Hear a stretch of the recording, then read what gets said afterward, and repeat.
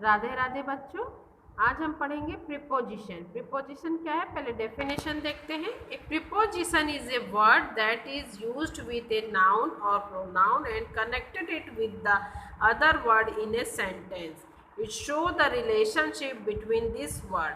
Preposition एक word होता है जो कि आपको नाउन और प्रोनाउन को कनेक्ट करता है या फिर वो नाउन और प्रोनाउन का दूसरे वर्ड के साथ कनेक्शन करता है और ये रिलेशनशिप उनके बीच में बनाता है, उनके बीच एक रिश्ता बनाने का काम करता है, उसे कहते हैं प्रीपोजिशन। अब टाइप्स ऑफ प्रीपोजिशन में हम देखेंगे बच्चों, प्रीपोजिशन ऑफ प्लेस, वो प्रीपोजिशन जो प्लेस को शो करते हैं, प्लेस के बीच रिश्ता बना देते हैं, उसे हम कहते हैं प्रीपोजिशन ऑफ प्लेस। फिर preposition of moment. Preposition of moment वो प्रीपोजिशन होते हैं जो किसी तरह का एक्शन, किसी तरह का रिएक्शन के ऊपर जो रिलेशन बनता है सेंटेंस के साथ, वो शो करते हैं। प्रीपोजिशन ऑफ टाइम, वो प्रीपोजिशन जो टाइम को शो करते हैं, बताते हैं, उसे हम कहते हैं प्रीपोजिशन ऑफ टाइम। अब हम बात करेंगे, अब हम एक चीज़ देखेंगे बच्चों, ये क्या है, ये है आपका कैलेंडर। आप सोच रहे हैं कि मैम आप ये कैलेंडर हमें क्यों दिखा रहे हैं? यस, ये कैलेंडर में हमें क्या मिल रहा है? सन।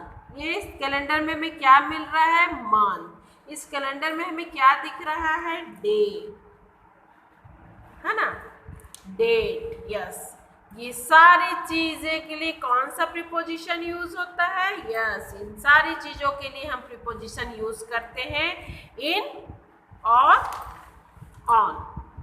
इन और ऑन जो है उस ये प्रीपोजिशन में आपको अपने कैलेंडर को माइंड में रखना है कि जिस तरह कैलेंडर में डेट, सन होता है, तो इन सारी जगहों पे हम क्या यूज़ करते हैं?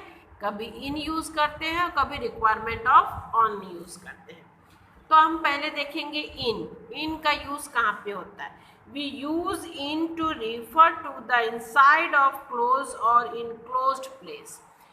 वो बंद जगह में या फिर खुली जगह में हमें इन का यूज होता है, जैसे, और उसके अलावा we use in to refer to a month, year, season, time of day और period of time।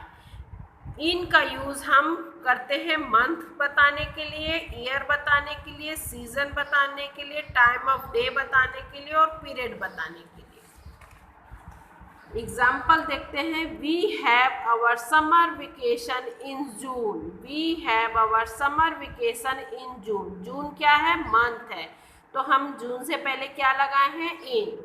उसी तरह the Kumar shifted to Delhi in 2005। 2005 क्या है बच्चों? ईयर है, तो हम यहाँ पे क्या यूज़ किए हैं? इन। और उसी तरह मैंने जो कहा कि ये क्लोज और इनक्लोज के लिए भी होता है। अगर हम कमरे में हैं तो हम वहाँ पे इन यूज़ करेंगे, आई एम इन रूम, है ना।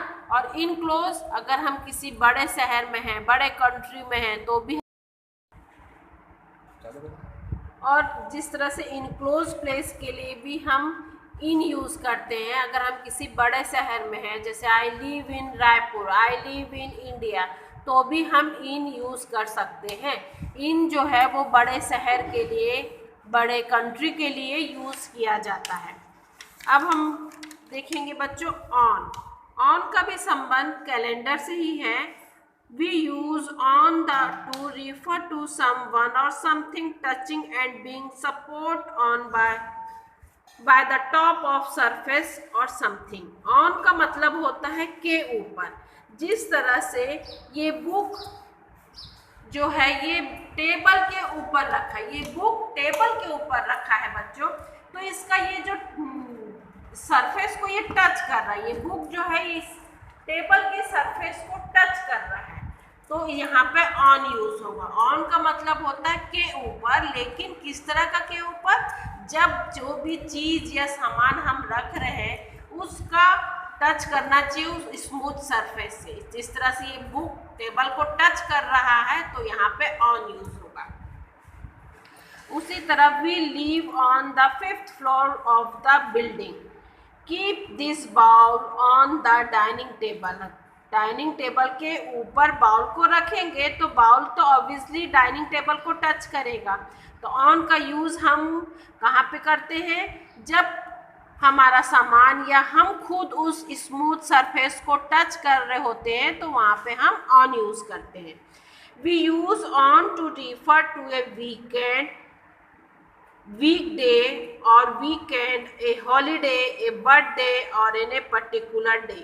किसी पर्टिकुलर डे के लिए, किसी सप्ताह के किसी दिन के लिए, सप्ताह के आखिरी वाले दिन के लिए और बर्थडे और हॉलीडे जैसे के लिए हम ऑन यूज़ करते हैं। एग्जाम्पल देखिए, we did not go to school on Friday, हम फ्राइडे को स्कूल नहीं गए थे। Where did you go on the weekend, आप कहाँ गए थे वीकेंड में। अब हम बात करेंगे एबव का। Above means higher than. जब कोई चीज़ बहुत ज़्यादा ऊंचाई पे होती है तो वहाँ पर हम एबव यूज़ करते हैं। बहुत ऊंचा क्या होता है? आसमान बहुत ऊंचा होता है, तो इसके लिए हम एबव यूज़ करते हैं। The plane was flying above the clouds, the eagle soared above tall buildings. अब हम बात करेंगे बच्चों ओवर का। ओवर का मतलब होता है कि ये भी के ऊपर के लिए यूज़ किया जाता है, लेकिन एक लिमिटेड डिस्टेंस में। और मैक्सिमम ओवर का यूज़ हम जो कवर्ड रहता है, हमारे ऊपर जो कवर करके रखा है, जैसे हमारे घर कमरे के ऊपर का छत है ना, छत हमें कवर करके रखा है, तो इस तरह के जगह पे जो हमारा ऊंचाई तो लिमिटेड ऊंचाई पे और हमें कवर करके रखा है, वहाँ पे हम ओवर यूज़ करेंगे। We use over to refer to something that is higher than and covering something else। जो हमारा ऊंचाई पर तो है लेकिन और हमें कवर करके रखा है, वहाँ पे हम ओवर यूज़ करते हैं। ऑन भी हमें के ऊपर के लिए यूज़ किया जाता है, लेकिन ऑन का ऊपर मतलब जो स्मूथ उस ऊंचाई को हम टच कर रहे हो, जैसे उस स्मूथ सरफेस को हम टच कर रहे हो। ओवर का भी मतलब होता है, एबव का मतलब भी होता है ऊंचाई, लेकिन बहुत ऊंचाई को हम एबव यूज़ करते हैं। और ओवर का भी मतलब होता है के ऊपर, लेकिन ये ऊपर जो है एक लिमिटेड होता है और इसके ऊपर हमें वो कवर करके रखा हो, तब हम ओवर यूज़ करते हैं। I ran over the bridge to catch the bus. Over जो है वो प्रीपोजिशन और एडवर्ब, ओवर बहुत बार प्रीपोजिशन भी और एडवर्ब की तरह यूज़ होता है। द स्कूल इज़ ओवर, यहाँ पे ये एडवर्ब की तरह यूज़ हो रहा है। इसका मतलब है कि स्कूल जो है वो सेशन कंप्लीट हो गया, स्कूल बंद हो गया, तो यहाँ पे ये एडवर्ब की तरह यूज़ हो रहा है। ओके बच्चों, नेक्स्ट वीडियो में मैं आपको और बहुत सारे प्रीपोजिशन बताऊंगी विथ एग्जाम्पल। अभी के लिए आप इतना को ही बार बार रिपीट करके देखिए, क्योंकि ये प्रीपोजिशन जो है ये हमें परफेक्ट इंग्लिश लिखना और बोलना सिखाता है, इसलिए प्रीपोजिशन का यूज़ करना हमें आना बहुत ज़रूरी है। इसलिए मैं इसके 3-4 पार्ट में वीडियो बनाऊंगी ताकि आप हर पार्ट को, हर प्रीपोजिशन को यूज़ करना बेटर तरीके से सीख सकें। Thank you. Stay home, stay safe.